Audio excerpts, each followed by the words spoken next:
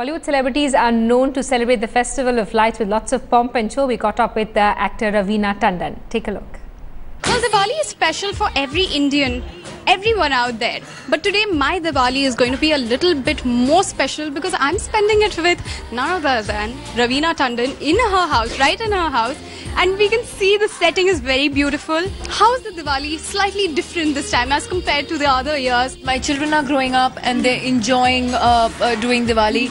And I think what makes it special for us every year is that my children have learned how to give. Even though we're celebrating a great Diwali, I am fortunate that I have taught my children and in fact their cousins and a lot of nieces, nephews from the past 4-5 years, they've been pooling in their money and always going and donating into some charity. This year they've decided to give it to the Kashmir Relief Fund. If you do share this feeling of giving and you share this Diwali with someone who's not as lucky enough like you, I think your Diwali will become even more special. So I think that is why it's special for me this year. There's another thing that comes up and it's always debated is the noise pollution and the air pollution that happens in Diwali. So do you maintain that code of conduct with your children and with your family as well? Yes, and you know, which I'm very, very happy of, which was not there in our schools, but nowadays even schools have become so aware.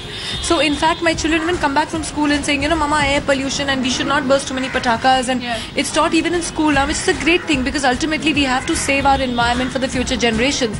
You've celebrated many Diwalis, I'm guessing, in this house. You know, how do you decorate it? How do you put up things? And how is the mahal? You know, how is the atmosphere like in this house specifically? The mahal that I talk about is not only in my house specifically. I've been telling people that, you know, if someone would be on the moon right now or in a space shuttle around, they'd see, definitely there's Diwali in India because the whole of India is shining, you know, with diyas and with lights and with lanterns. It's all over.